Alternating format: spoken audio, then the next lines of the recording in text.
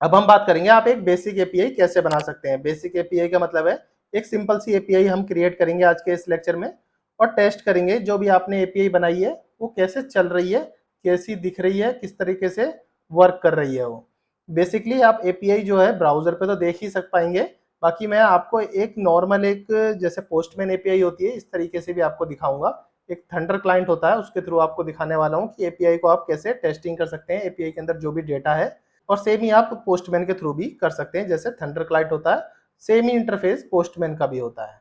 तो उसको अभी हम आगे चल के देखेंगे धीरे धीरे। तो इसमें सबसे पहले मैं एक एपीआई क्रिएट करूंगा और उस एपीआई का जो रिस्पॉन्स आएगा, डेटा का रिस्पॉन्स आएगा सर्वर पे, वो आपको चेक करके दिखाऊंगा। फिर उस एपीआई को हम टेस्टिंग करेंगे और इन बिटवीन द लेक्चर हम इंटरव्यू क्वेश्चन के बारे में भी डिस्कस करते रहेंगे। तो ठीक है, चलते हैं अपने वीएस कोड पे और क्रिएट करते हैं आज का सर्वर और अपनी एपीआई क्रिएट करते हैं वहाँ। तो मैंने already API data dot JS करके अपनी एक फाइल बना रखी है।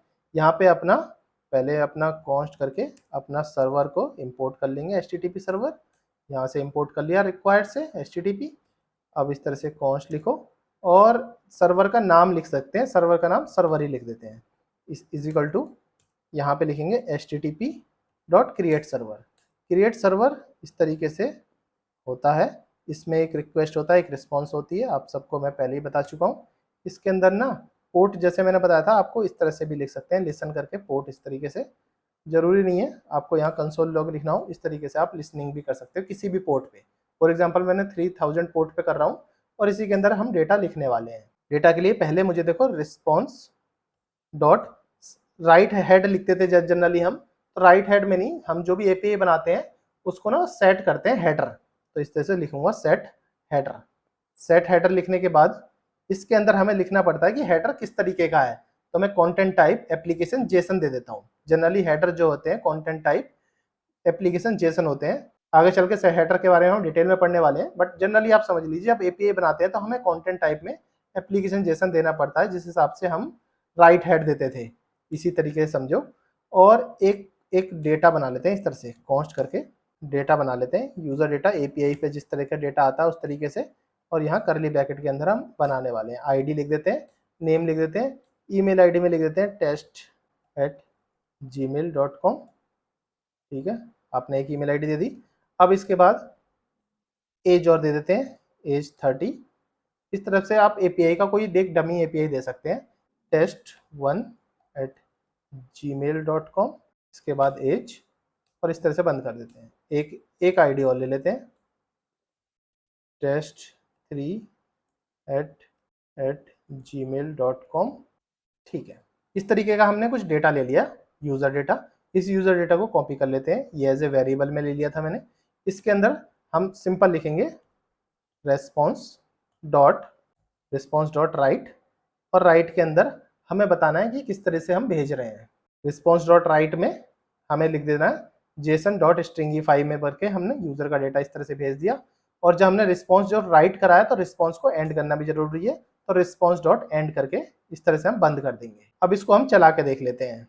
तो चलाना कैसे है, नोड हाइफन वॉच और API data dot JSON dot com. यहाँ जाएंगे, लोकल होस्ट पे 3000 ओपन करेंगे और प्रीटीआर पॉइंट करते हैं, तो इस तरीके का एक आपको एप्लीकेशन का जेसन डेटा मिलेगा। इसी डेटा को एपीआई बोलते हैं। तो देखो ये तो नॉर्मल बेसिक एपीआई बनाई है मैंने।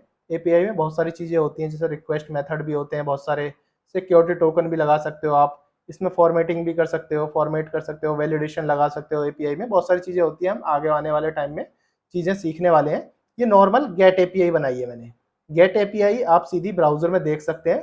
पोस्ट एपीआई भी होती है इस तरीके से, और पुट एपीआई होती है, पैच एपीआई होती है। जनरली हम बहुत सारी एपीआई होती हैं जिनको हम डिटेल में आगे जानने वाले हैं। तो इस तरीके से आप एपीआई को अपने ब्राउजर पे देख सकते हैं। जब अब नॉर्मल दिखा देता हूँ मैं क्लाइंट साइड पे किस तरह से देख सकते हो आप।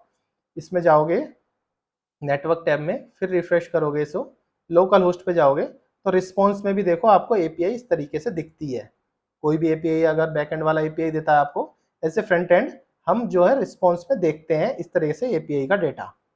ठीक है, और इसमें देखो एक होता है हेडर, जैसे कि मैंने आपको बताया था कंटेंट टाइप मैंने लगाया था एप्लीकेशन जेसन, वो यहाँ से मिला है। कंटेंट टाइप एप्लीकेशन जेसन आपने हेडर में दिया था, जो जनरली हमें गेट एपीआई में देना होता है। गेट एपीआई जो होती है देखो यहाँ पे आप देख सकते हो, रिक्वेस्ट मेथड क्या है, गेट एपीआई। और स्टेटस कोड क्या आया 200 ओके। 200 ओके का मतलब है कि ये सब कुछ ऑल ओके है। इसी तरह से और भी स्टेटस कोड होते हैं 404 जैसे पेज नॉट फाउंड, या फिर 500 सर्वर एरर, 201 डेटा क्रिएट होने के लिए होता है।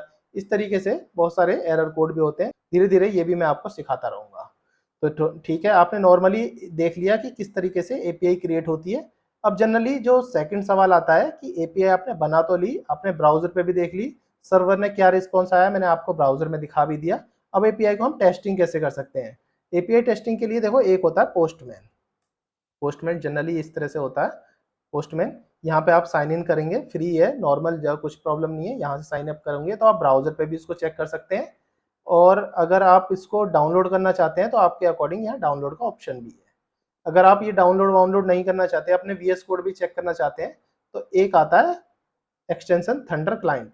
थंडर क्लाइंट करके इस तरीके का एक एक्सटेंशन आता है, आप इसको इंस्टॉल कर सकते हो। जैसे आप इसको इंस्टॉल करोगे तो यहाँ इसका एक सिंबल बन जाएगा थंडर जैसा, थंडर क्लाइंट। इसको क्लिक करो, न्यू रिक्वेस्ट करो।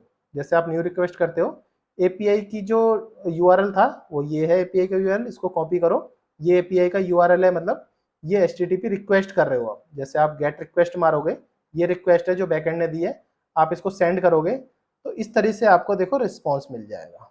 ये रहा रिस्पॉन्स। तो चेक कर सकते हो आपकी एपीआई एकदम करेक्ट चल रही है। स्टेटस कोड 200 है और आपका एपीआई टाइम भी नहीं ले रही ज़्यादा, 26 मिली सेकेंड ले रही है। और एपीआई का साइज भी ज़्यादा नहीं है। हेडर में जाओगे तो आप ये भी देख सकते हो कंटेंट टाइप आपको क्या क्या मिला हुआ है पीछे से। ये बहुत ही लाइट वेट है थंडर क्लाइंट, तो आप इसको भी यूज़ कर सकते हो एपीआई टेस्टिंग के लिए। तो आई होप आज आपको एपीआई के बारे में थोड़ी बहुत डिटेल आपको पता चल गई होगी, थोड़ी बहुत नॉलेज हो गई होगी एपीआई क्या होती है, कैसे हम उसको क्रिएट कर सकते हैं, कैसे हम उसको टेस्टिंग कर सकते हैं। धीरे धीरे मैं आपको एपीआई के बारे में सारी डिटेल सिखाता जाऊंगा। अभी के लिए इतना ही, फिर मिलते हैं नेक्स्ट लेक्चर में। तब तक के लिए थैंक्स फॉर ज्वाइनिंग। अगर मेरी वीडियो अच्छी लगी तो सब्सक्राइब किए बिना दोस्तों बिल्कुल भी मत जाना, क्योंकि आपके एक सब्सक्राइब से मेरे को बहुत ही ज़्यादा मोटिवेशन मिलता है।